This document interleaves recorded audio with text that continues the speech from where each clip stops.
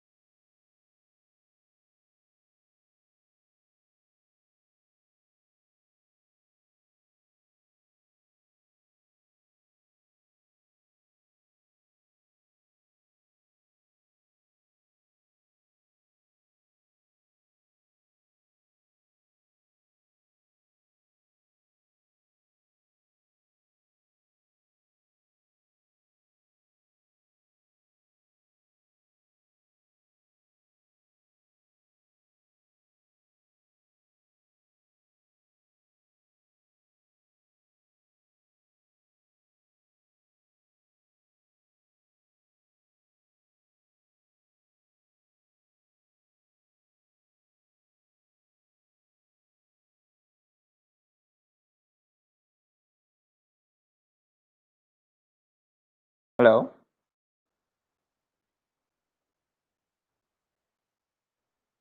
Shakti, are you there?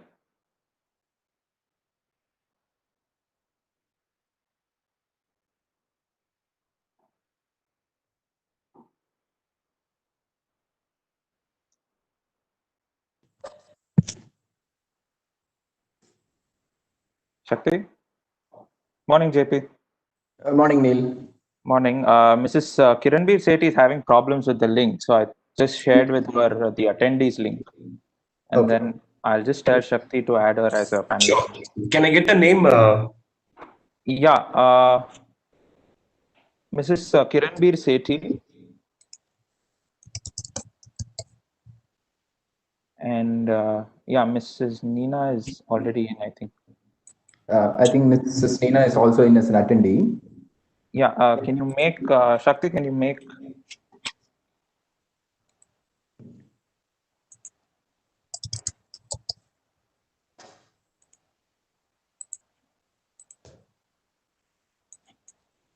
Yeah, perfect. I think can you unmute Mrs. Kiran Sethi? Hi. Hi, Kiran ma'am. Good Oh morning. my God. That always happens. Gosh. Okay, where's the video? I mean that's the part, that's the role of technology. I think we all have to go through. So, but good. We are on time. Yeah.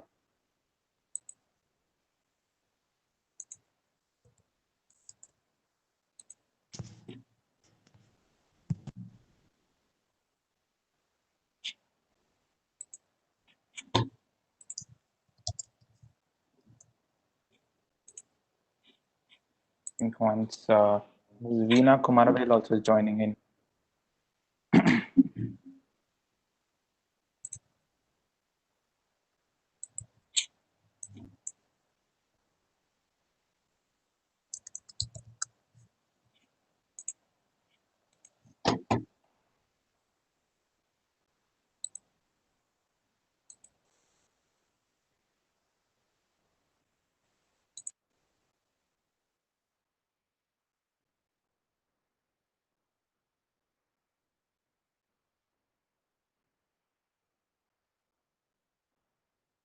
Nina Neil, ma'am, hi. can you hear me?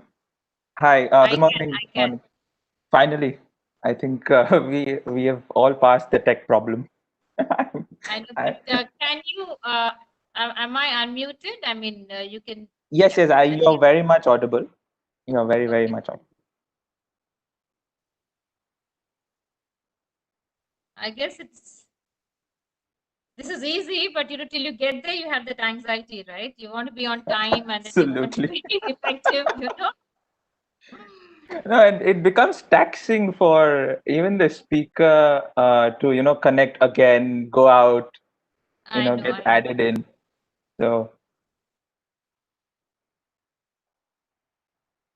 I think we'll start in 5 minutes. I think we are just waiting for Mrs. Veena.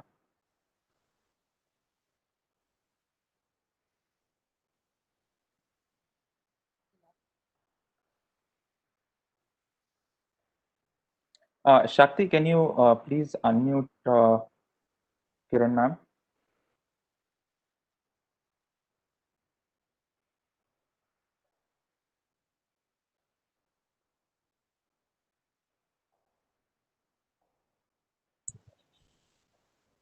Seems there is a problem with Kiran ma'am's audio. I think she's not connected through audio. I think she's rejoining again. One second. Okay, okay.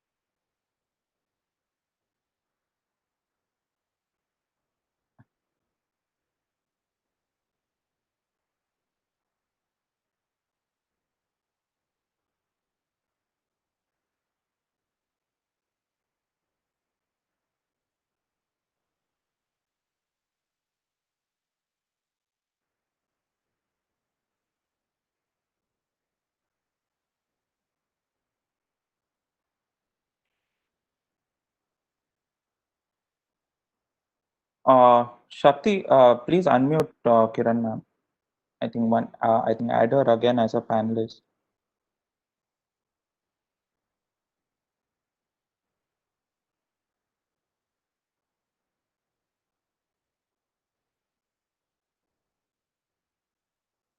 Kiran ma'am, are we audible? Hello, can you hear me? Yes, perfect. Loud and Okay, clear. okay. Loud and clear. All right. What about the video? We cannot see you. Yeah, so how do I get that on? Start video, 1 minute. Let me just do start video. Yes, I think. Yeah, much better. Ah! Hello. Oh, Hello, God. hello. This is crazy. Why the hell are you using WebEx and everything? Why don't you just go for Zoom? No, I know Zoom has certain security issues, so we said Cisco is much more protected. Okay. But finally, good to see you. Yes, good to see you too. Oof, we made it on time. Perfect. I think we're just waiting for our final speaker. She's also logging in. Morning, Mrs. Kiran and Mrs. Neena. This is Jai Prashant. Glad to have you here. Hi, Jai Prashant. Hi. How are you? Hi, everyone. Hi, Kiran. Hi, Nina. How are you? I'm good. I know there's anxiety to get here, right? Sorry? There is anxiety till we get to the spot. This is crazy. And you wonder that things will be fine, but man, this is like on another level. Just when we're about to master Zoom, this happens.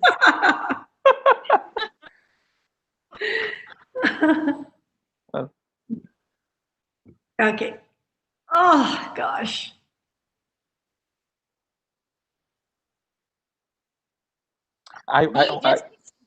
Sure. Sorry, No. Neil, just a small request. I'm actually sitting at home and I'm in my bedroom actually. Okay.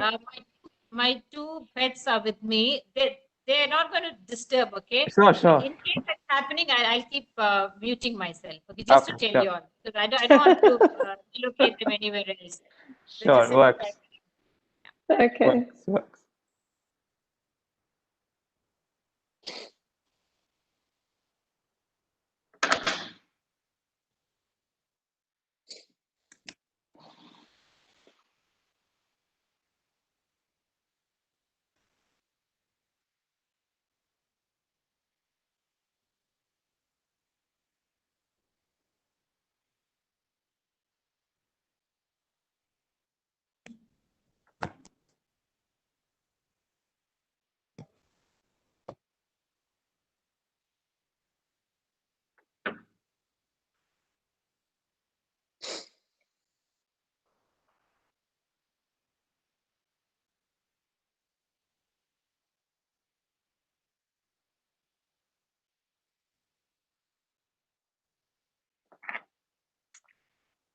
Ms. Veena is facing the same issue.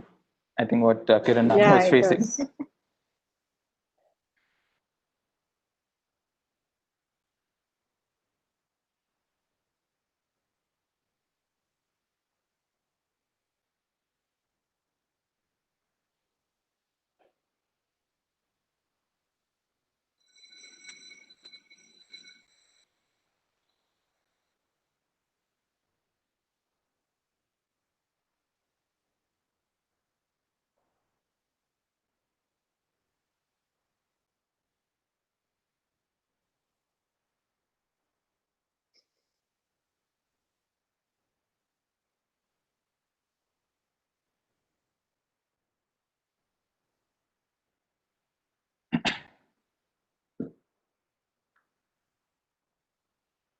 Kiran ma'am, I'm sure it's freezing in Ahmedabad. Sure. Actually, yeah, I mean, it's colder than usual, but I mean, we're savoring this for the next possibly week, and that's it. Yeah. Okay.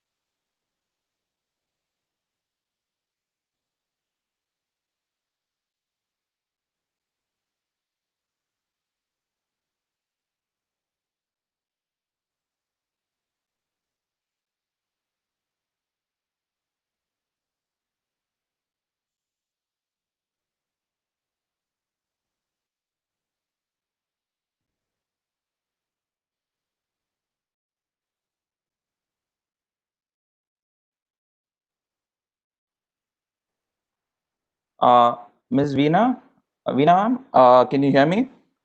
Yes, sorry. Perfect. That's great. No worries. Finally. I think we have to keep Yeah. we have to keep a tech buffer of half an hour from the next event. So Well, hi. Sorry good for the morning. Good confusion. morning. Good Very morning. wonderful. JP, Yes, Neil. yes. Are we good to kick off? Yeah, I'm all set. Yes. Perfect. Great. JP, you can start, and then I shall follow the proceedings. Okay, fine. Thanks, Neil, and good morning, everyone. And special welcome to Mrs. Veena, Kiran, and Nina. Glad to have you all here.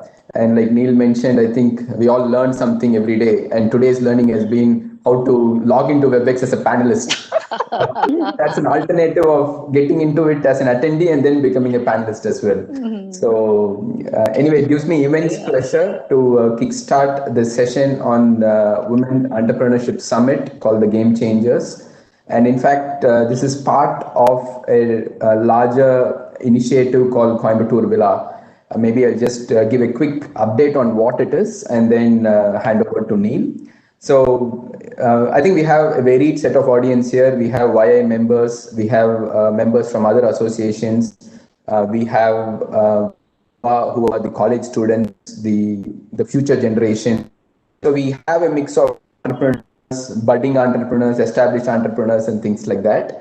So for every Coimbatorian, especially for the speakers, I know that they're not from Coimbatore, and maybe Mrs. Veena is the closest to Coimbatore, and I know Mr. Kumaravel has come to Coimbatore a lot of times, and we've met him in multiple locations. And so for every Coimbatorian, Coimbatore is not just a city; it's a state of a mind.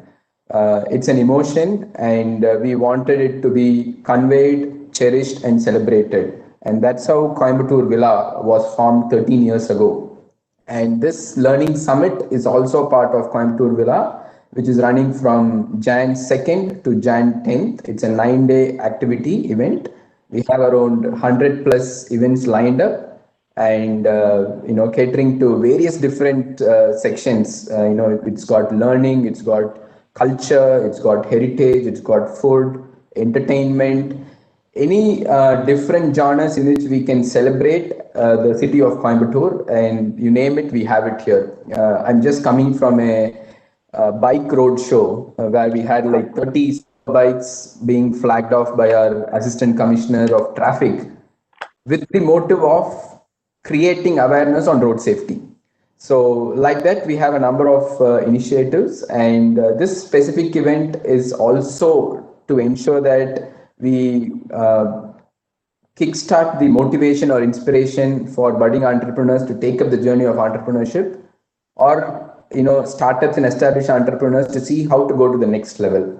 So that's the background, and Neil will share more details on it. The topic especially is very interesting for me: recipe of thinking differently and journey to success. And that's something that as entrepreneurs on a daily basis we are facing a number of crucial decisions that we'll have to take.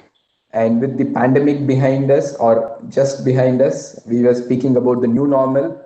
Now I'm already reading stuff about what is going to be the next normal. So we really have to be like agile and adaptive. And I think this session is going to be all about that. So thank you all once again. A little bit of YI. So Young Indians is part of CII. So YI's focus is largely on three key pillars. One is aimed at youth leadership, next is nation building, and then thought leadership.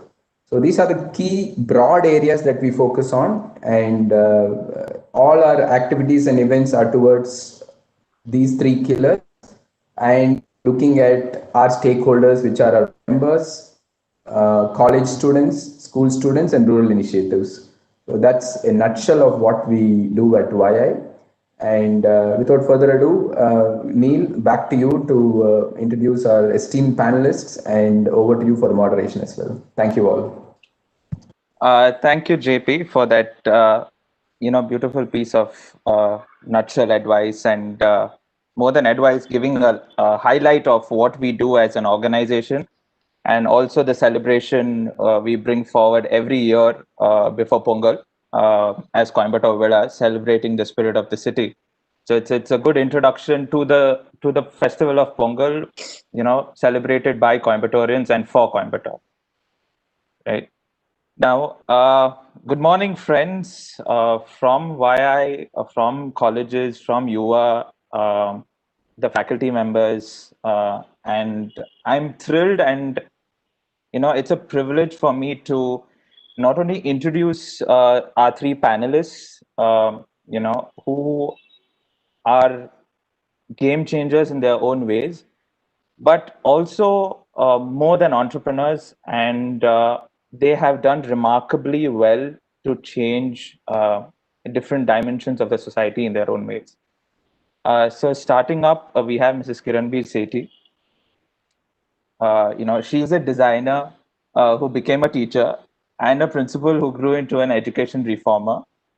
So Mrs. Kiranbir Sethi is a founder and director at the Riverside School in Ahmedabad, and the founder of two of the greatest movements, I think, which is recognized globally in the education space, which is Design for Change and Approach. Right, she's a graduate from NID in 1989 with a degree in graphic design. Now, Kiran ma'am is credited for finding the Design for Change global movement, which he started in 2009 at Riverside School, which gives a platform to children to express their ideas for a better world and put them in action today. So it's basically nurturing kids for the 21st century with appropriate skills needed to change the world. Now, it is done by introducing design thinking to school children and providing them an opportunity to immediately apply their learnings in a real world environment. And the results have been nothing short but phenomenal. So, but on a higher note, to appreciate the Design for Change platform, the Harvard School of Education has recognized and lauded the Design for Change model of education and has applied extensively. What makes Kiran ma'am special on this platform is that she believes that every child has a right to graduate with a mindset that I can. And it somewhere sinks in with the ideology of young Indians that we can and we will. So, Kiran ma'am is lauded with recognitions worldwide. To list a few, I cannot list them all, otherwise we'll run short of time. But to list a few, she's awarded the Earth Prize Award at Luino Lago, Italy. She's awarded the Light of Freedom Award at Vital Voices USA, which is a part of the Global Leadership Awards, of course. She's listed with the Harvard School of Education as the Global Education and Innovation Initiative. The Design for Change Initiative is listed. She's received the Asian Game Changer Award. DFC, which is Design for Change, is recognized as a step to address UN global goals. She's been a recipient of the Global Teachers Prize. Design for Change is recognized highly at the Rockefeller Foundation through its Innovation Award and the Game Changers Award by the Lego Foundation. And she is also recognized as one of the 12 thought leaders of the world by the Culture of Peace Forum in New York. And last but not the least, the prestigious Patricia Blunt Koldag Fellowship Award in Social Entrepreneurship. So this is some tidbits to give you about Kiran ma'am. Not extensive, but yes. Our second panelist for the morning is nothing less of a reformer in the space of hospitality. She is Mrs. Neena Reddy. Neena Reddy is a graduate from Osmania University, Hyderabad, and she is lauded to be a maestro in handling people through her remarkable interpersonal skills. She serves as a joint managing director of Savera Hotels. And the best part of having Mrs. Neena Reddy on the panel is that she has turned one of the oldest hotel chains of Chennai, which has half a century old of heritage. From old age hospitality, she's still kept it relevant and made it into a more happening new age hospitality hotel. She has pioneered the health studio revolution in Chennai with her O2 brand of health studios, now operating as in 9 branches. She's the founder of the very well-known the Duchess Club, which is a 16-year-old women's club which hosts women of like-mindedness and is a learning club with around 300 members. Uh, to her credit, she is an avid social worker who has been proactive with the National Association for the Blind and has done tremendous work for the visually challenged. She's the president of NAB of the Tamil Nadu branch, and her stint as an entrepreneur now is looking forward to expanding into organic farming and eco resorts. To the final panelist of the evening, of the morning, Mrs. Veena Kumaravel, very well known as a revolution for her only unisex salon, natural beauty salon in India. I think one of the first to bring in unisex salons to India. And today, from being established in 2000, Naturals Beauty Salon has spread across Tamil Nadu, Pondicherry, Kerala, Andhra Pradesh, Karnataka, Uttar Pradesh, Madhya Pradesh, Maharashtra, and West Bengal. She is the first woman in South India pioneering this, as mentioned earlier, and she has a vision to create 50,000 jobs within 2025 across the globe. And she's been awarded many awards, and her vision is to create 1,000 successful women entrepreneurs, 3,000 salons by 2025. So it is our esteemed privilege to welcome you all and looking forward to an insightful panel discussion. Thank you, and let's start the moderation. Welcome, all of you. Thank you so much. So I think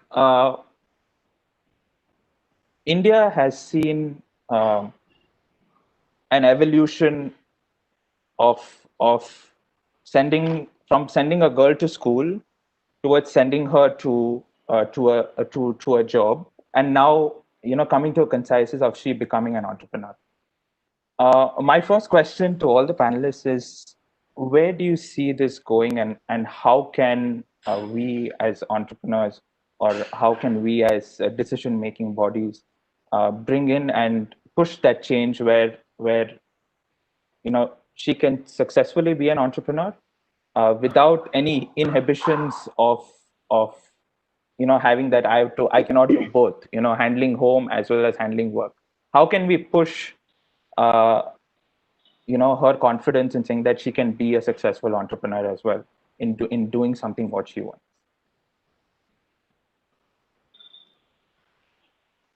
Kiran ma'am, would you like to start? Veena ma'am. Veena, I think this is something for you. Yeah, so sorry. Good morning to all. And yes, I think today women are slowly coming out. As he said, we've gone through the phase of being well educated, because at least in Tamil Nadu, the last 10 years or 20 years, women have all been very well educated. A lot of them have graduated as engineers and come forth. So they have started getting into the IT. The IT sector has been a big boon, and so a lot of them have come out, and today slowly are going on to become entrepreneurs, because I think it's a phase.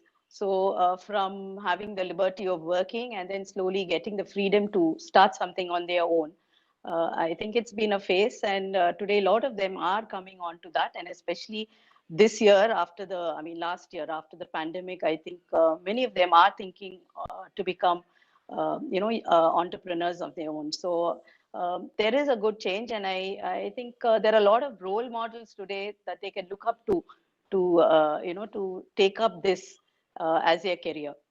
So I think a lot of them have contributed to that, and yeah, I think that's a good this thing that they can look to.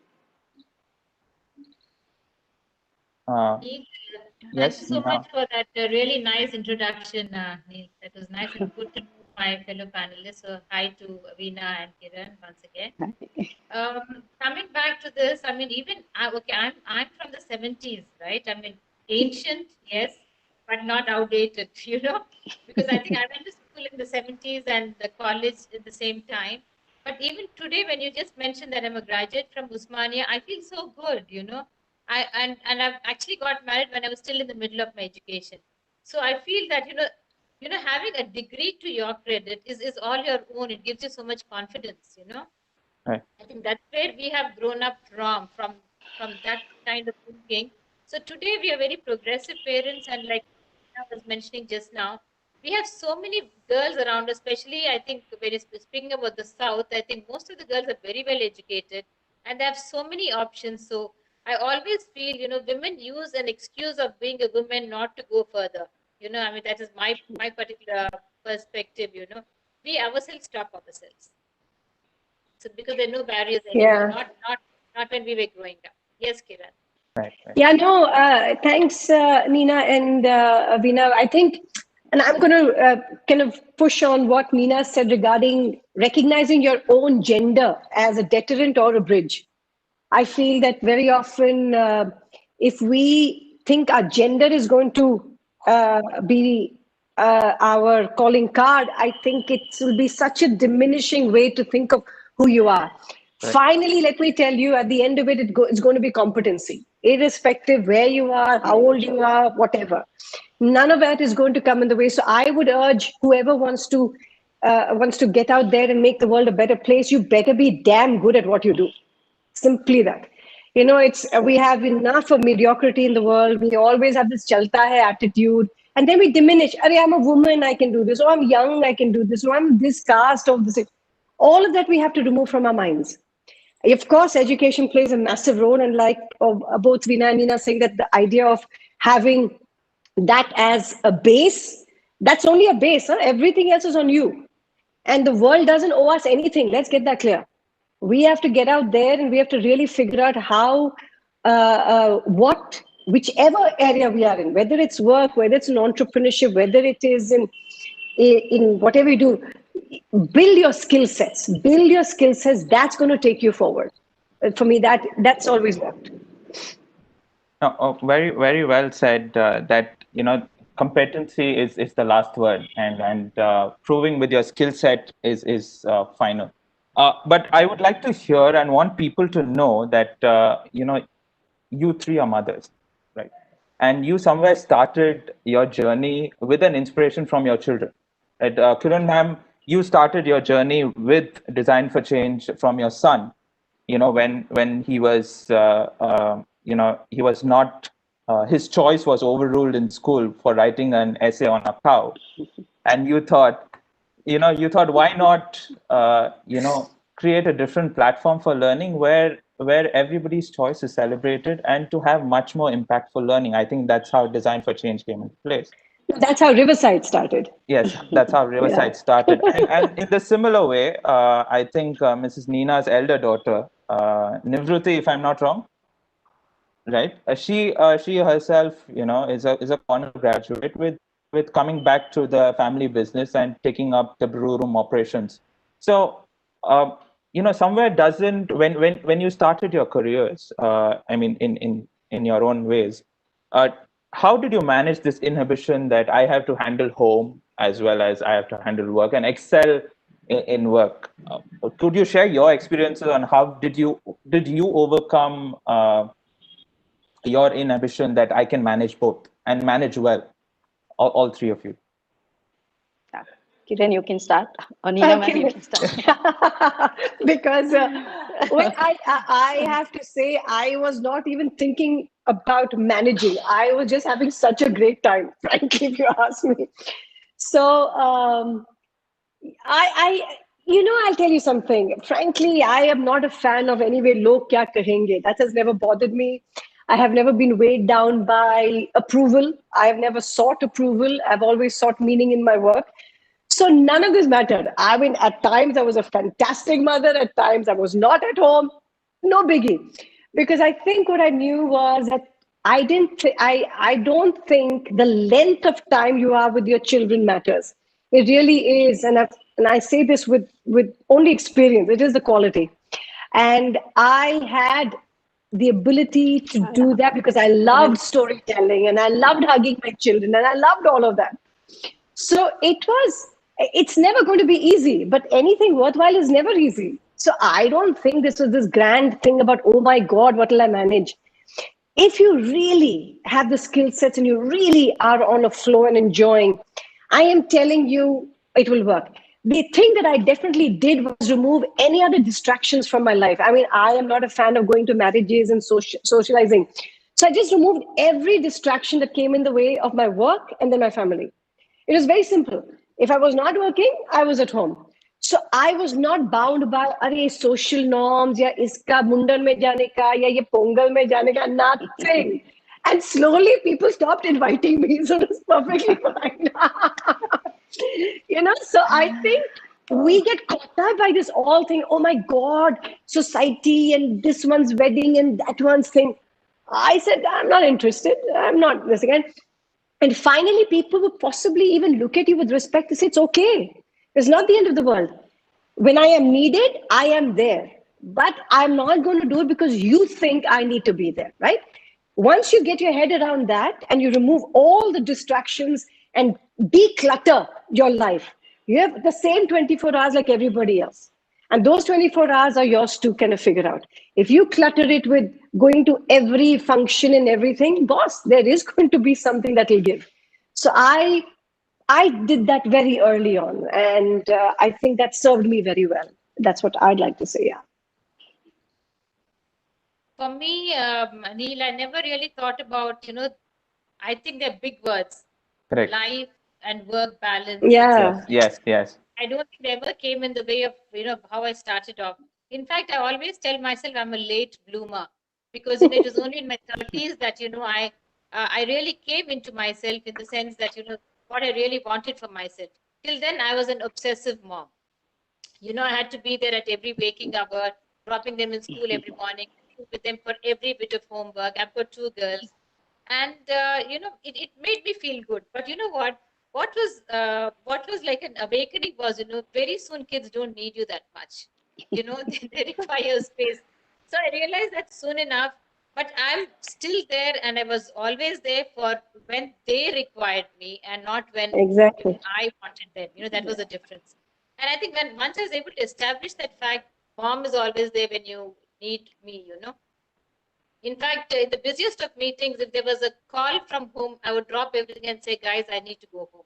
And I think that is a priority. So it depends on, I won't go just because they want to go out for ice cream or something. I will go because they really needed me. That kind of discretion had to be used.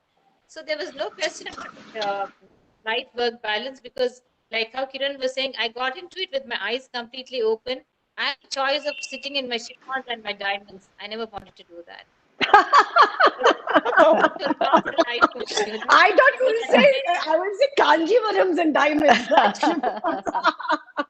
So, okay, those are events you like. I like to dress up. I would like to do that, but that is not the way of life for me. And I'm most comfortable in my whatever a shirt and a trousers, and then get to work. It's very comfortable, and I like that. So just to say that I come from a comfortable background like all of you, but that was not what was going to make me happy. Exactly. So no complaints. And if I have to get into anything, it's with my eyes open, and I'm loving what I'm doing. Fantastic. And Veena ma'am, your thoughts on this? Yeah, it's the same here. The fortunate thing was I had family support. So during the school days, my kids were taken care by my parents because we were staying a little away, and so the commuting was a big distance. So they were taken care at home, so I didn't have to worry much about what was happening with the kids. And kids also learn to adapt because sometimes my daughter today says, "Oh, Amuma, my grandma took care of me. You didn't do much." But then they also realize that that what your mother has been doing is she's independent. She's been doing something on her own, and after today, they can see for themselves what it has been. So they have also learned to be more independent and not too dependent on us. And the other thing is also, as being an entrepreneur, I mean, doing your own thing, it was there's flexibility. So as both of them were saying, you could be there when they wanted you. Right. So if there's a need to be there at school for them, we were there. And but I think children also learn to adapt. So I don't think we really need to worry too much about that, because a lot of women feel that I'm not there when and they feel guilty about it. So there's no need to feel guilty. Children adapt and also learn, and then they also proud that their parents are doing something on their own. So it's been like that for me. Yeah. I think the two biggest takeaways from all three of you is one is prioritize on what you've got to do, and do what you have to do. The rest flows with what you do. So I think these are two big takeaways for all our attendees. I mean, who are working professionals, who, because there are majorly women entrepreneurs who face this on a day-to-day issues, whether I should be there, not be there, what if I'm not there, etc., etc. So I think you made it very clear that one, prioritize on what you're trying to accomplish, and let the things flow. Now, coming to another segment uh, of a question that, what are the major barriers that you as women, game changers, I wouldn't say entrepreneurs, game changers, would need to encounter to thrive and bringing about a change? What are the basic barriers you face as someone who goes out there to bring in a change? And on the flip side, what are the drivers that led you to becoming a game changer? Two questions in one. Who's going ahead? Neena, ma'am, would you want to start? For me, it has been that, mine is a family business, and Correct. uh, the my business was run by my father-in-law and his brothers, and my only thing is there were no role models at all for me in the family. Right. In fact, I was the only one who would step out and get to work. So there was no one that I could look up to for advice or, for inspiration. So that was maybe a handicap, but maybe it was not, because then I could set my own path. Very true. And secondly, when I started work at Savera, there were very few women around. So, that was my intention, to get more women into the organization to work. It was a man's world. So Yes. that was a challenge, to make sure that the women will be employed and they will be comfortable working in a male predominant, atmosphere here. So those were the challenges. But very soon, I think today I have more women working and walking into the hotel than ever before. So that's actually a big high. But what was encouraging was my immediate family members, my father-in-law first, and my husband Vijay, who has been my best friend all along. So I think you need support system and factors like that to help you to achieve, or to go ahead and support you in your dreams. So I thank both of them. Well said. Kiran, ma'am? I think the biggest barrier would always be not even external as much as internal.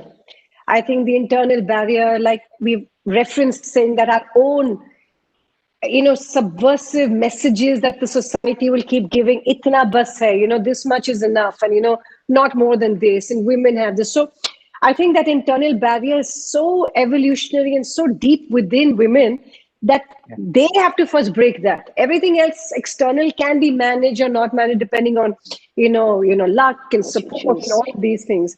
So I would say that internal barrier of making your gender your calling card would possibly be something you must make your driver and not a barrier. So that would be one piece. And in terms of, exactly like Neena said, I think I was super lucky, and I keep saying luck is a massive piece and for the support. I mean, I fortunately, unfortunately, was married to a world champion, and that also in billiards, and that also I saw obsession right up front and center. So I know what obsession was. I came from a family where work was always, and a work ethic was so clearly put within us. So it was such a natural extension that I will not be sitting at home. There was not even a question of that. And I think when you get that support, it will come from your own conviction as well, because people are going to test you all the time. Do you really want this? Do you really want this? And it has to be something that you absolutely, that there's a shiddat say. I mean, it should go to the core of you and keep knocking at you. So I think if they see that, all of those barriers will become drivers at the same time. Right. So yeah, for me, I think the industry that we chose, beauty industry earlier at Yes. that point of time was quite a taboo industry. So Taboo, yeah, so when we said we wanted to open a salon and take it, big time, it was, I mean, not very well accepted. That In the also family as unisex. well. Yeah. So yeah, so that was one thing. But yes, later when we are successful, then people are there, to support you and say, yeah, you've done well, good.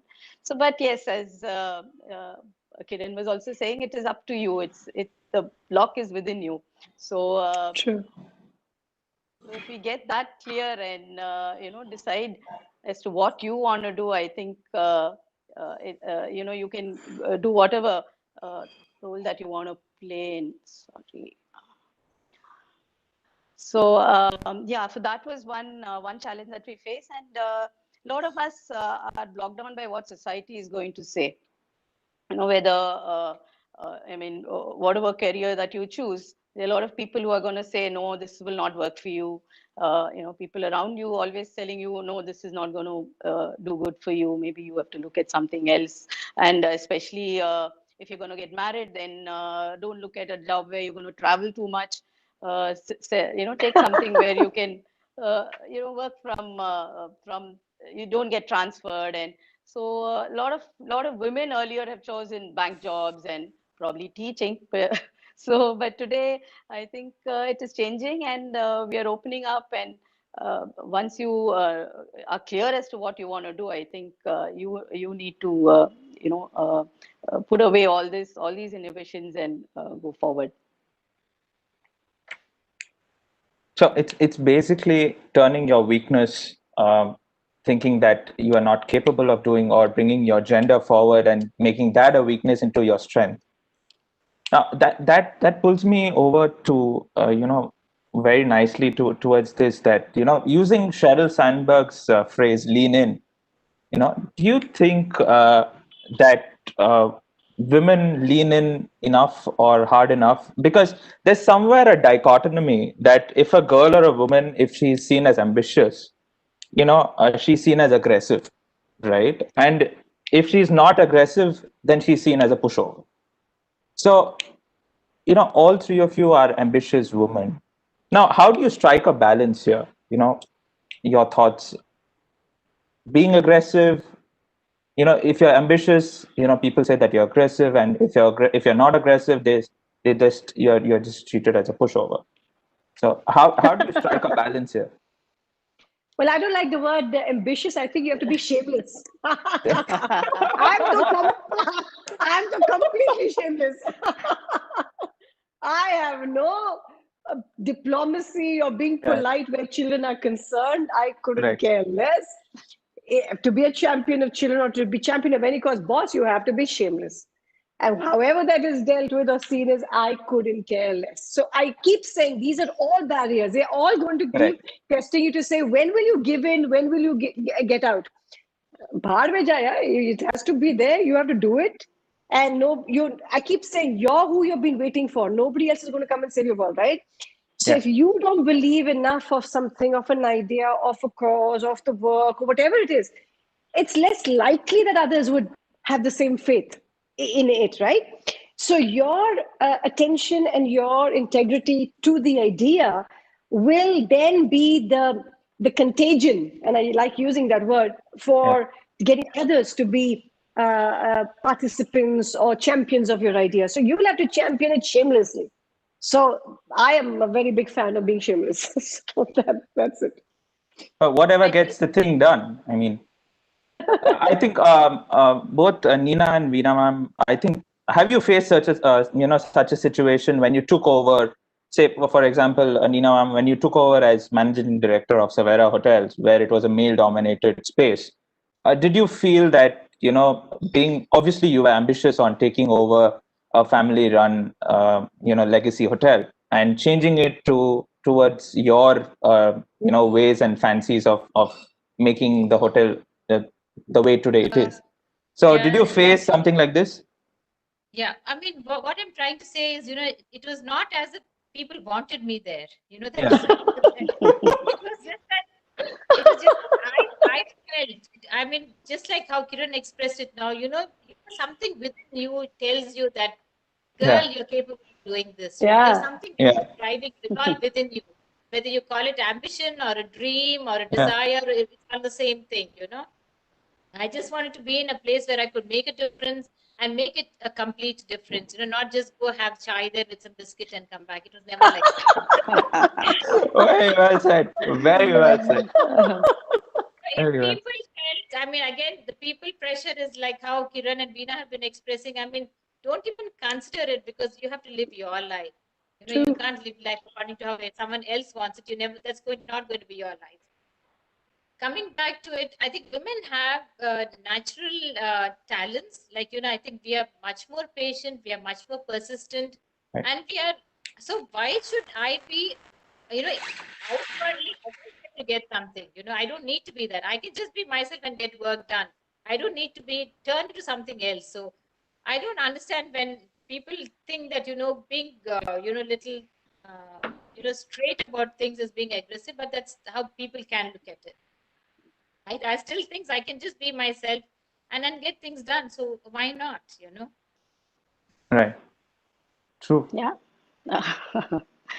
So yeah, with me also, I'm a little more reserved and introverted. I don't. So I don't. I mean, I don't think people would say I'm too ambitious, because I take things at the pace it's happening. And for me, yes, I think my husband is more ambitious in pushing numbers. I'm a little.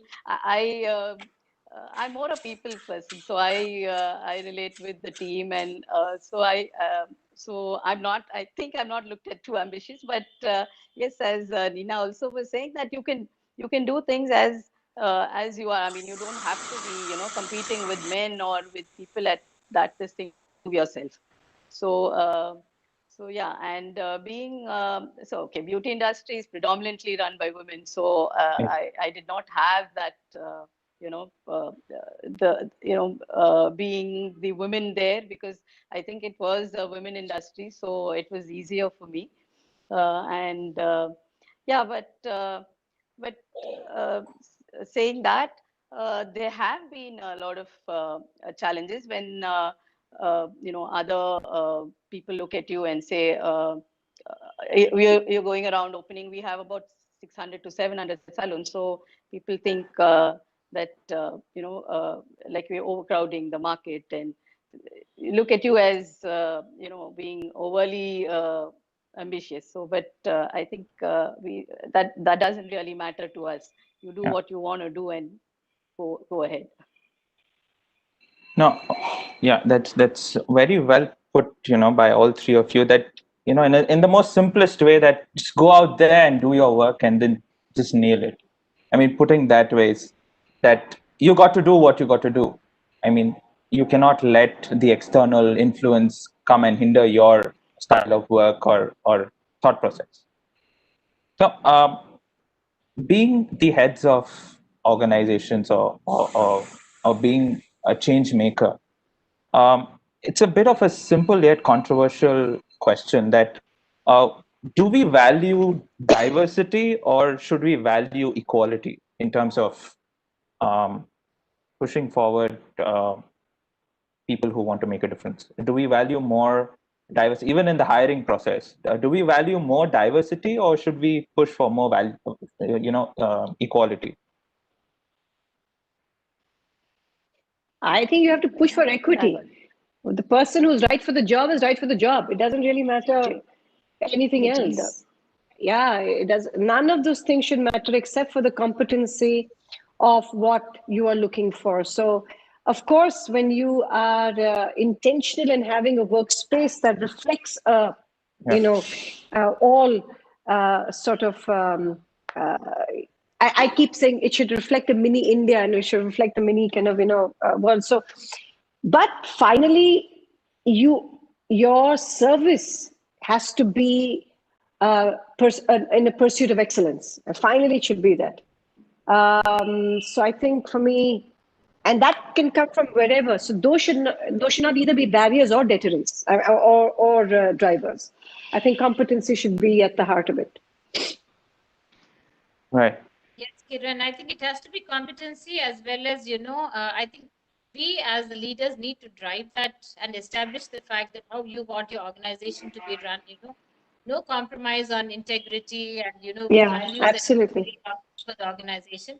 Other than that, I think it's wonderful to have lots of diversity, because you Yeah, want everyone. So that will also give you multitude of ideas. So it's also very, very exciting to keep moving in different directions, but with the same vision. So that's where the excitement is. And of course, gender yeah, doesn't yeah. matter. Whoever Yeah. is good will get the higher seats. So that's okay. Yeah. No, because Veena ma'am, your thoughts on this? Would you go for No, same. diversity I or would equality? say your capabilities is what is going to take you. Your And Yeah. competency matters. yeah, So, because a lot of girls who want to start up their businesses, when they go for funding rounds or even when they go for networking, there is a certain awkwardness with the panelists saying that even whether she won't prove to run a successful startup, or she won't be you fund the startup less because it's run by a woman.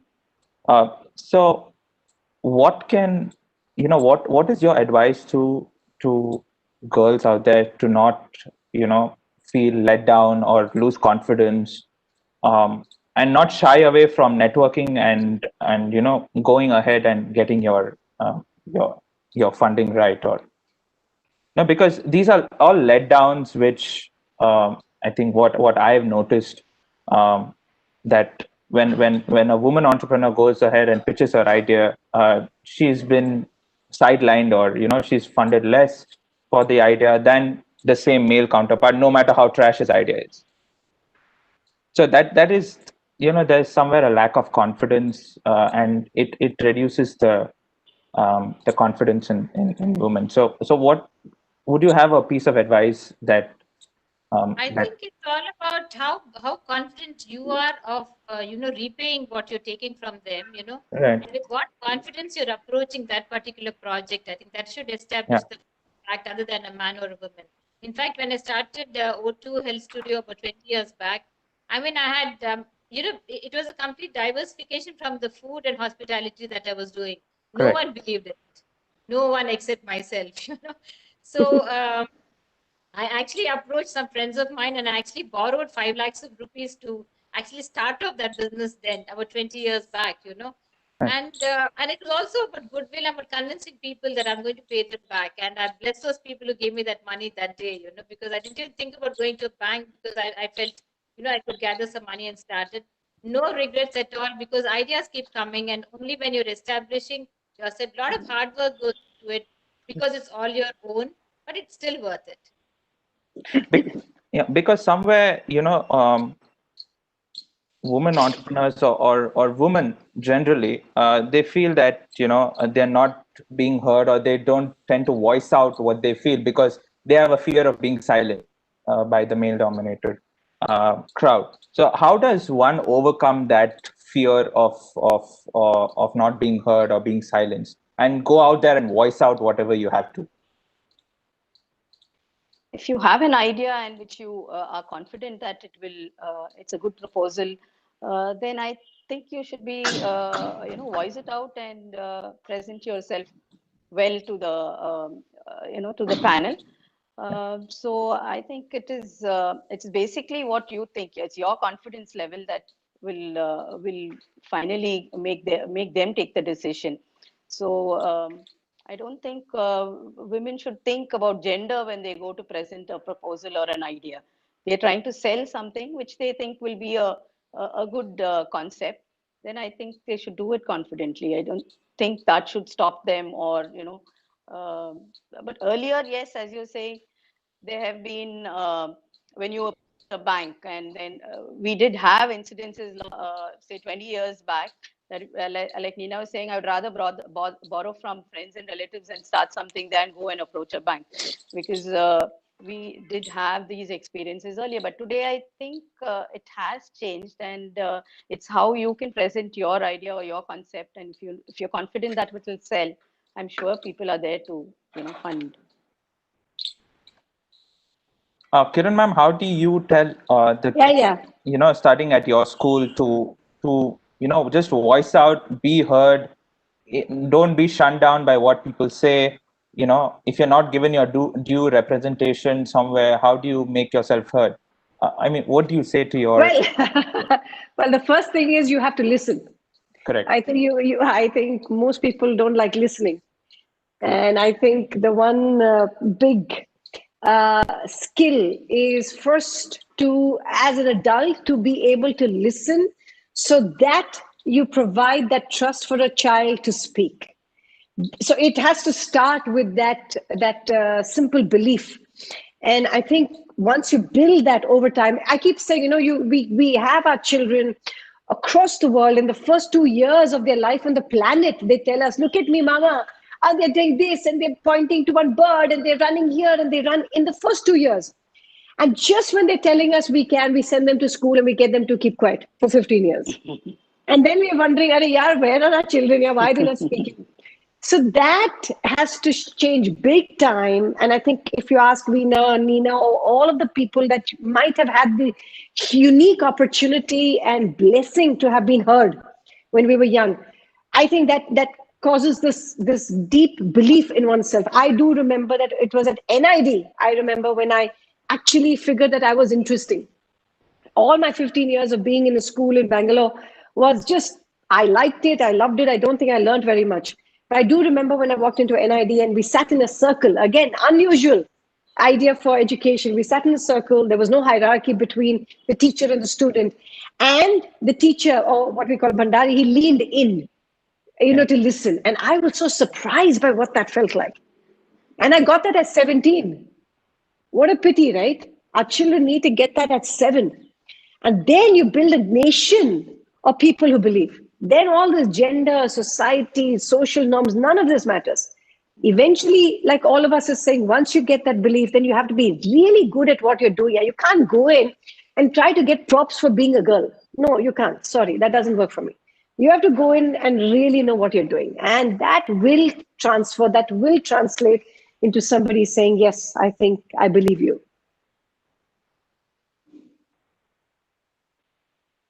Nina, ma'am, your thoughts? The same thing? It's all about self-belief, and then how convincing you are to yourself first. I mean, how far are you willing to go with that? I mean, and again, if something fails, Neil, I think it's also giving up at the right time, because there's many ventures that I tried on the way, many different kind of restaurants I tried on the way.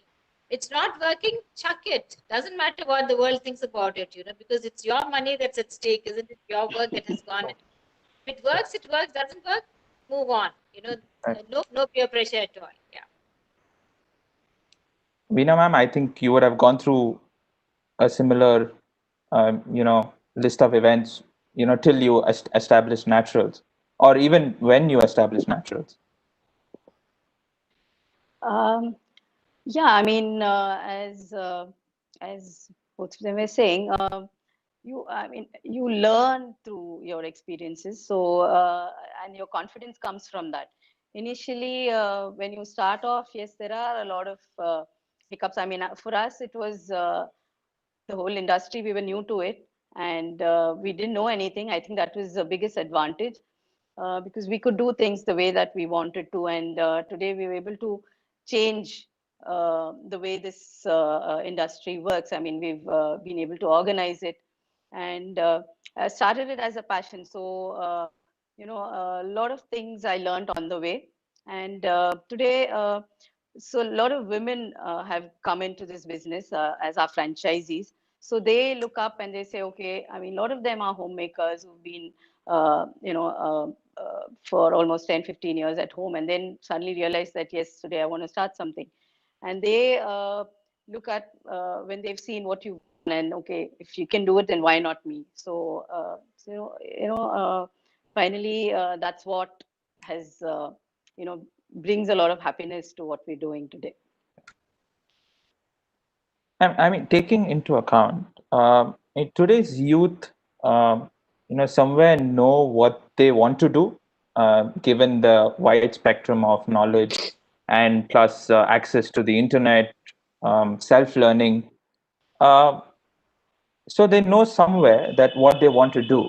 So is it a good thing, or does that limit them in a certain way? I mean, because when I started with the startup, I was completely unaware of what I wanted to do.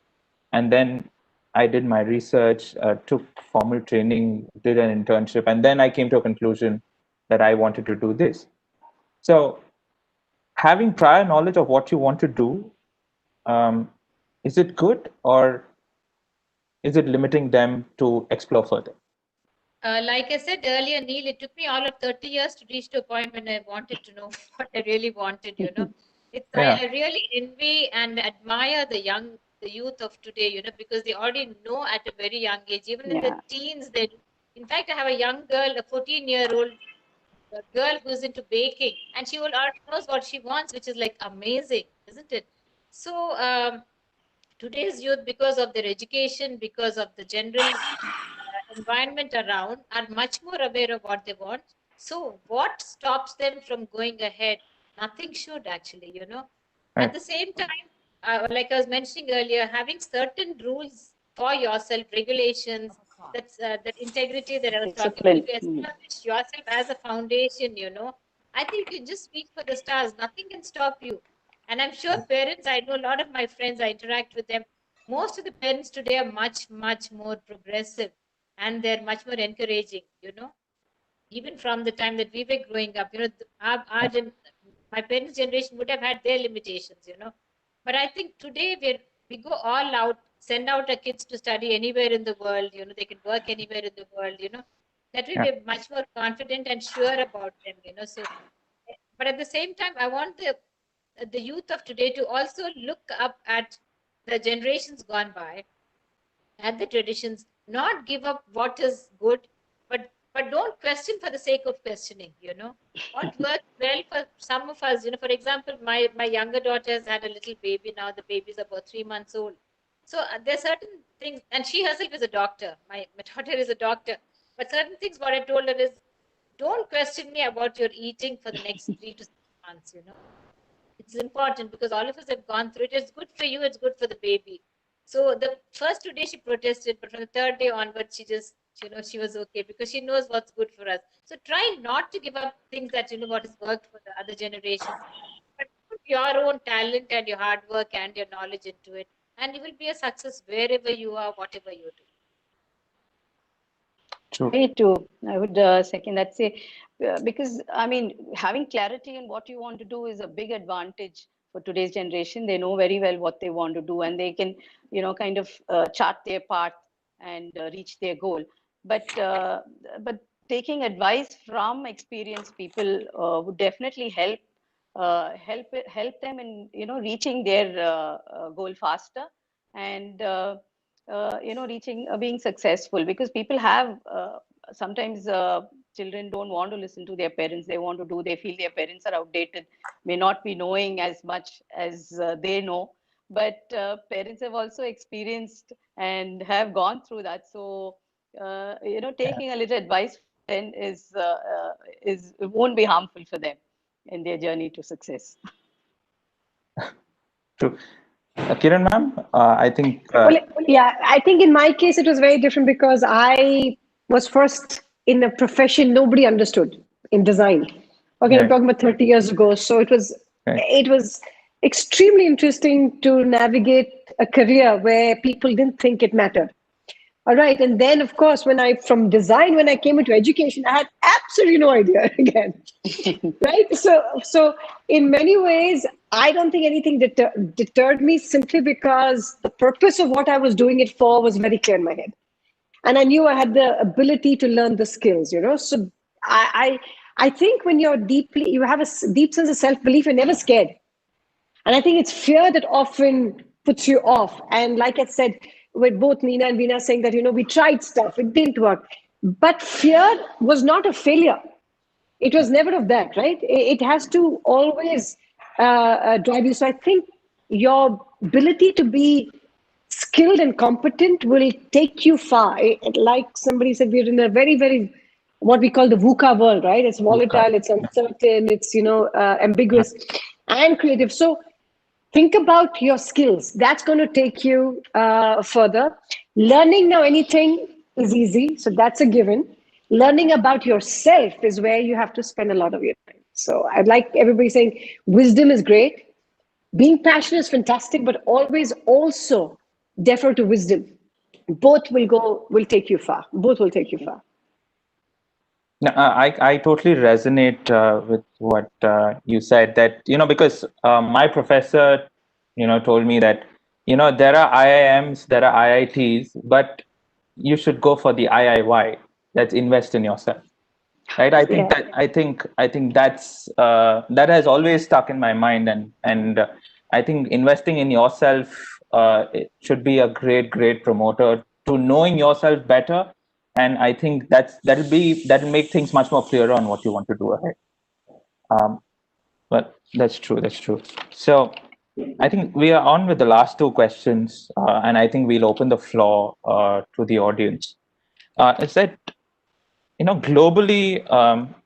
1 in 3 businesses are owned by women, and India somewhere is third or fourth from below on that global statistics, that only 11% of the businesses owned in India are owned by women, or even women being on the board of directors, or at the helm of certain companies. It's only about 11%, 8 to 11%.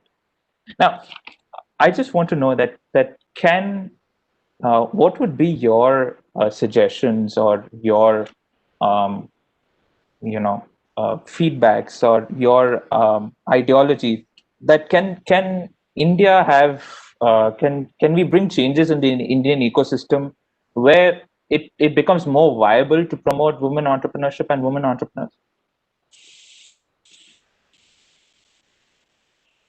What changes does an Indian Well, you're asking a question that is self-evident.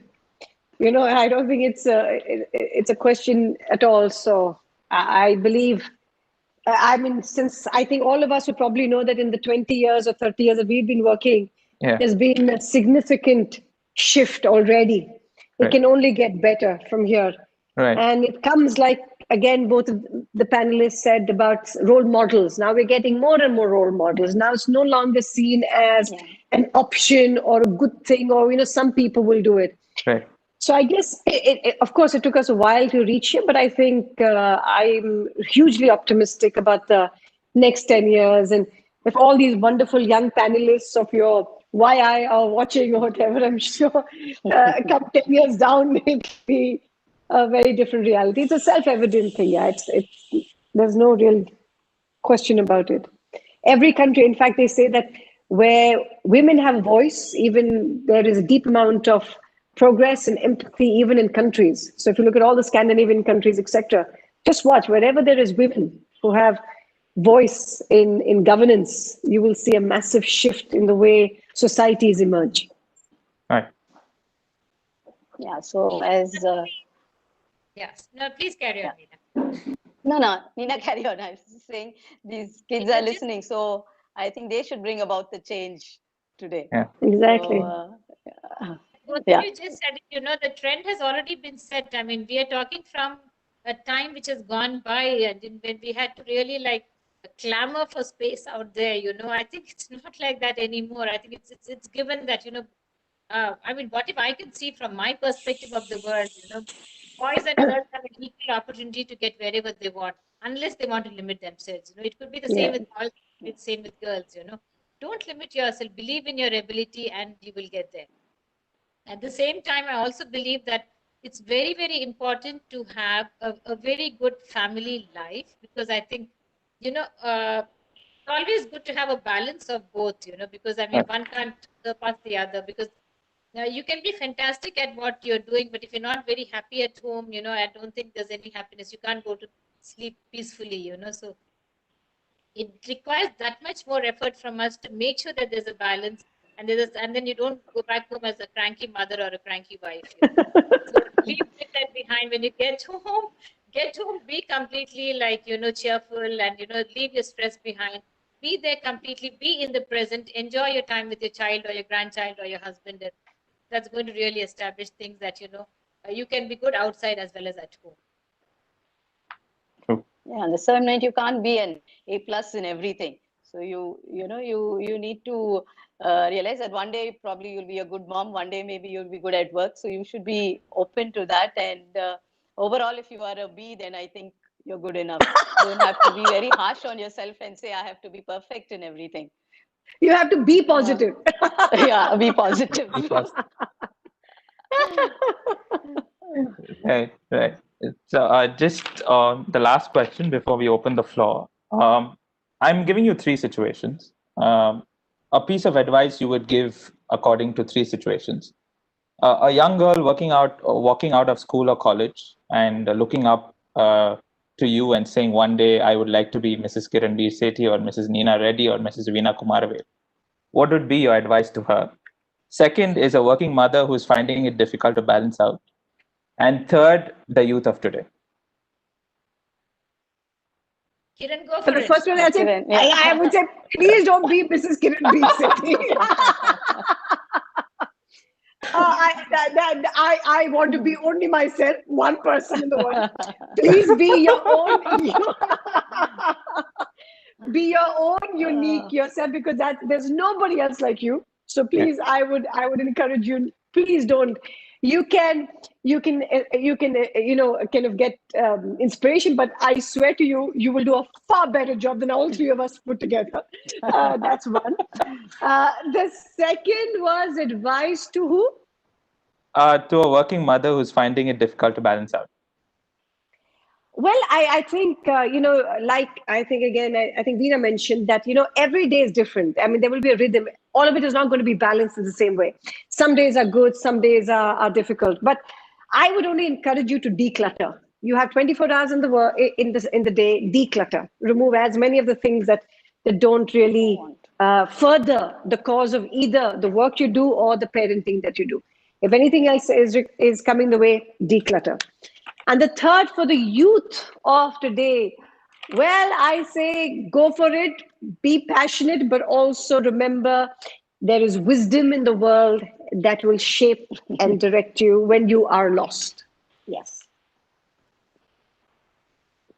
Veena, would you like to Yeah. go so that I can finish off the session? So yeah, each one is unique, as she said. And if you, look up, you will find a lot of role models that you can look up to and aspire to be like them. But you don't have to be just them. You much more, and you can do much more by your in your unique self. The other thing is for the youth, I would say, see, finally, it's your life. You have one life, so you live it the way you want to. Don't live for others. And happiness is finally the most important thing. So whatever you do, see that you're happy doing that. And for working women, as I said earlier itself, don't be too harsh on yourself. I think there are times when you have to give time for yourself. You don't have to feel guilty about it. So that way I think you will balance this and that work and this thing. There's no about balancing. If you enjoy what you're doing, work is also like fun. So it's not work. Yeah, when you're looking up, they say go to natural salon and then go to Savera for a coffee. But like how Veena and Kiran have been mentioning, yes, each one of you sitting out there, girls or boys, and each one of you so beautiful and special and precious. First recognize that for yourself. Looking at me like I don't know whether you really want to be me because what you see today is not what I am. It's been many years of getting here. So there have been many steps to getting to the point you are, because when I started working, I did not even have a desk and a chair at work, because it was almost like that. So you can't expect to get to the top position even if you're doing a family business to go sit at the highest post, because they don't learn anything. there's always excitement of stepping up step by step and reaching there, but be prepared if you're going to be me, for all the hard work, for all the, time that you have spent investing in yourself, like you said, Neil, it's important. It's important that we work on ourselves. Be prepared for that. And the second thing is about balance, isn't it? No. Yes. Yeah. Yeah. Women trying to finding it difficult. Always find a good support system. Whether it is in your in-laws or your parents, or it could be a good, a set of staff at home who can, who are there for you. So I think it's very important. Without the people at home, without people helping you at home, it's impossible to get out there and do your work because you will be very distracted.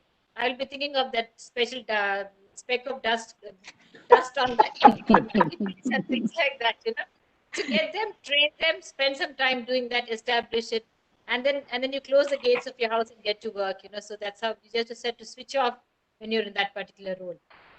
The last thing is, like I said, I admire and envy all the youth out there. There's nothing that's going to stop you all, and don't stop yourself. Invest in relationships, because I think it's very, very important. It's not just about work and nothing else. It's about balancing. Work hard, play hard. Life is so beautiful. Keep smiling.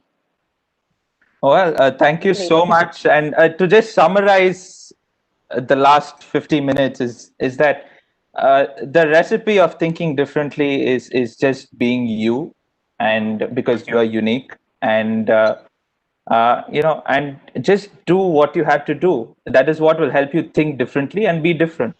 And to the other part of the topic, the journey of success lies in being fearless, being clear on what you have to do, and like Kiran ma'am said, be shameless, just to get what you have to get, not in the other way. So I think that answers two of the topic questions which we set out today to answer. Thank you so much to the lovely panelists for being so lively, so upfront, so straight, and really connecting deep through. And I hope the audience has had a lot of learnings in the last 15 minutes. I open the floor to questions. I think, Shakti, if you can unmute those who want to ask a question, or to everybody, you can drop the questions in the question Q&A box. I think that would be much more helpful, and I can ask them on your behalf. So either ways, participants, you can just raise a hand on the portal, or just if you don't want to ask, drop it in the Q&A box. I think we have another 15 minutes for a Q&A. Neil, actually, you have been fantastic, and then you've been very patient with all three of us. Connecting with Kiran and Veena. Veena is one of my top favorite women in Chennai. Okay, so thanks, girls, for being here this morning. I think. Hey, Nina, what about me? I'm one top favorite in Gujarat. What? I want to be top favorite in Gujarat. Okay. And we'll connect through the Duchess Club. I want you to come and perk up our members sometimes. So I would love it. I used to come to, when it was Madras, I used to come so often, and Savera Hotel was like a big deal. Huh? I have to tell you. Please come. You're most welcome. I would love it. Okay, there's a question that Kiran ma'am, this is to you. It is addressed to you. You spoke about competency and pursuit of excellence. Please ask her insights on how she's fostered this among her team and organization. Good question. Well, I think one key mindset we have, at least at the organization, is an iterative mindset. The idea of prototyping. Right. So moment you have an iterative mindset, you are constantly on a pursuit of refinement through feedback. So once you get that as a culture and you seek it actively, rather than, taking time to finish a product and then getting it out there and then getting messed up with, oh my God, it doesn't work. If you develop an iterative mindset, then you value feedback, you value refinement, and then that pursuit is often towards a better quality. So I urge you to have a bias towards prototyping. Okay. Veena ma'am, Neena ma'am, do you have, thoughts to share? I mean, it is constant learning, I mean, that we should not give up even as leaders in our different fields. Be always open to ourselves first. Like Kiran just mentioned, feedback is so important. For Massive. example, in every room in Savera, there's my personal email because I don't want to just know the good things. I want to know the bad things because how am I going to improve otherwise? And let's not take anything personally when it comes to a comment because I think it's not everyone goes out there to tell us what they find happy or unhappy. So take every feedback in the right sense because it's only going to help us to become better. Yeah, and it's very true in hospitality and service industry where you need to get the feedback to improve yourself. So taking feedback definitely helps us to improve ourselves and grow up. And Right. that's what. There's one more question saying that to all three of you, that could you define success in your own ways? And since you've already tasted success, how much of importance has it laid on material success versus a sense of personal accomplishment? I think what the person means here is whether your success has impacted. Is it more you levy weightage more on material success or as a sense of personal accomplishment? Has this person not heard three of us just now? Yeah. There is no great focus on material success. Correct. So this person wants to ask you, how do you define success in your own ways? That was the first question. Hmm. Who'd I like don't to know. go first? It's still a journey, I think, Anil. Success keeps changing. For example, on the 20th of March, when the pandemic really struck us, and then we went in for the lockdown. I mean, we came from a certain amount of economy to zero, you know. Yeah. You understand? So I would have been successful the previous day, but I was absolutely a failure the next day, you know. So it was again a starting point for us to start off from where you are. So it's a constant success and failure thing, but don't let anything that you fail at pull you back completely. And I'm glad to say I'm laughing much more than I laughed before March, because I mean it because there's nothing that you can take so seriously because how much ever you plan, how much ever you put things into action, there's something which is out there which can just blast it off completely, which has happened to us. But don't let us Right. pull us down. In fact, we've been able to come out of this crisis, and I'm telling you, by the next few months, we'll be much better than what we were in the previous year. It's just about your attitude towards it. So success is very, very variable. Yeah. I Absolutely. think I learned something very beautifully. Somebody said success and failure are imposters. They can take you in very wrong direction. So I feel when you are on a pursuit of excellence as a mindset, none of these are, they're just indicators. They are not your destinations. They are not places to go. I believe that, and it just keeps opening possibility. Both open possibility. When something doesn't go possibly as planned, it's giving an opportunity to correct a course. When something goes well, it opens more doors for doing further. So I think you have to treat it as a way to continue to do the good work. I think it offers you to fight the good fight. And like I said, it's really about an attitude. And again, I learned it. I learn it again and again because if you're married to a sportsman, they have a lot more failures than success. What the world would consider failure and success, and the way you take the times that are low, it will determine how you will receive what goes well. So I think that's been super. And really, trophies and all don't matter. Yeah, they're just absolutely useless. Right now, you've made us game changer of the year piece. We three women are game changers. What we're getting? At least the success is I got to meet Nina and Veena. That is the success of this event. Very true.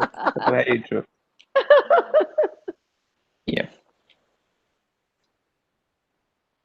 Guys, any more questions? I don't see them in the chat box. If anybody wants to ask, just click on raise the hand.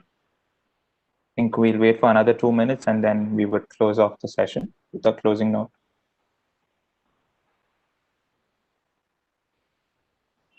Kiran, we knew how to get in. How do we get out? That little red, the red Yeah, there's an X. Yeah, there's Just an X. press that.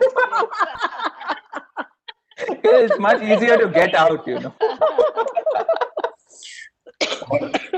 Anil, there is a question from Saravana Dana. Yeah. Okay, I don't see that. Yeah. So it says, do you think with this rapid growing technology and the newer economic model, where jobs become redundant much sooner nowadays, can conventional wisdom still be relied upon, or do you feel that we have to be on our feet all the time? Okay. I think it's a common question to all three of them. Yeah, I think technology today, I think you have to be updated. Otherwise, you're lagging behind. So, yeah, of course, wisdom, traditional wisdom and learning is there, but I think technology is what is taking the world ahead. So to be updated, if that's the question, yes. Especially I think with we the need to be little updated. generation, like I would say, even myself, technology seems a little more difficult to Yeah. connect. But it's a challenge. But I guess there's a certain thrill in meeting the challenge and getting over it. Yeah. But it's not scary. I think we should definitely befriend technology. Otherwise, you're completely like Yeah. Today, whole marketing happens only through your Social media, and my stuff. gosh, So, yeah. traditional marketing is out almost. So I think we have to keep up with technology. Right. Kiran ma'am, your thoughts? I mean, obviously, when Riverside, when the school had to go completely online, I mean, I have to say, I'm from that generation that I had no clue anything.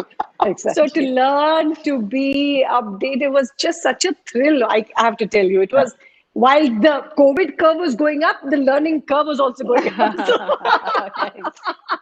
together it was going up.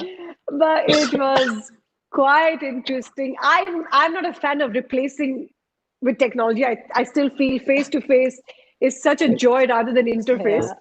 But it definitely has a place, and it has come, and there is no turning away. So I think the more you understand it, and like Veena says, befriend it or this thing, then it's more likely not going to take you over. So I mean, that's at least that's still in my generation. I see my daughter, my son use it so differently. Yeah. And so I'm in awe of how they are so easy with this stuff. So I'm okay. I did my bit. I had the first telephone and then the pager and then the I mean, you've seen that whole stuff, and it's been a blessing to see all these tectonic shifts where technology has come through. So I think our generation has seen it all. Yeah. Right. Okay, so we are taking one last question. It says, panelists, could you share really challenging incidences where you felt that if I was a man, I could have done it easier? Or can you share such? Childbirth. Get them to try it. Yeah, could you share the challenges while? I wouldn't trade this for anything in the world. Not a chance. Neil, me too. Yeah. I think if I have to be born again, I think I would like to be a woman again. Totally. Fantastic. Totally. They have the best of all the worlds. Absolutely. Absolutely. Yeah. No, it would be better if I complete the question. It says in the workplace. No.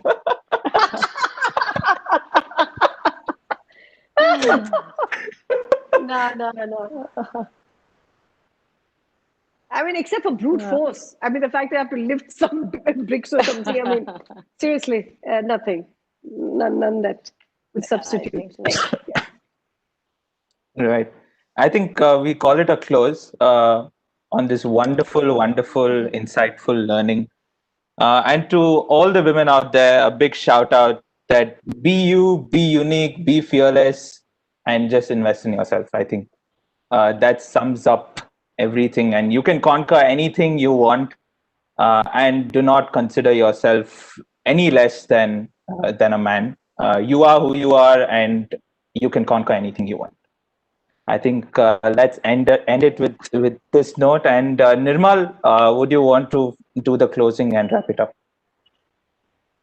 Before Yeah. that, Neil, I also want to thank Abdul for introducing me to you guys. So that's Abdul Ghani, I think. Yes. And JP for that wonderful introduction of all of us. And take care, Veena and Kiran. You girls are really Thank you. special.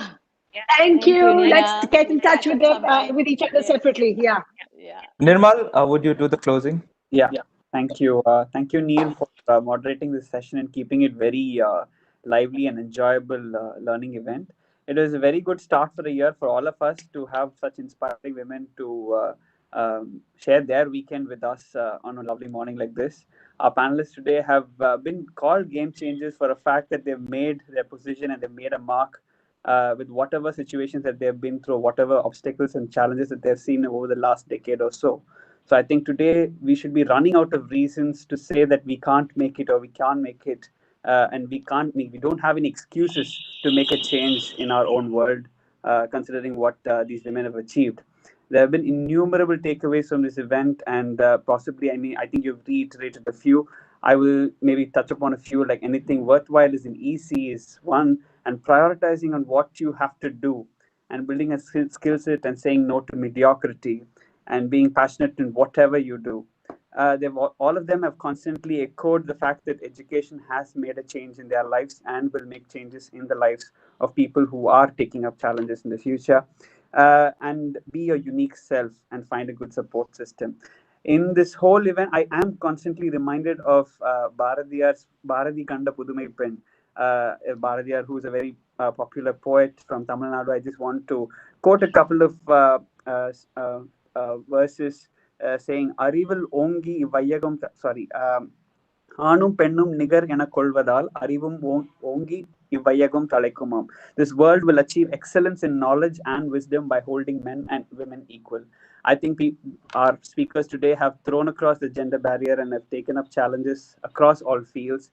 And on that note, I would like to thank our panelists today, Mrs. Veena Kumaravel, Mrs. Neera Reddy, and Sethi, for sparing their time today to inspire us and to share their recipes of thinking differently. I hope all of our members today and attendees will cherish every one of those aspects discussed today to be our own unique self and constantly learn to become game changers ourselves. I thank the Villa YA chair and the YA chapter leadership for making this happen. And a very good day to you all, and have a great weekend. Thank you, everybody. Thank you. God Thank you bless. so much, Nirmal. Bye. Thank you, everybody. Bye. Bye.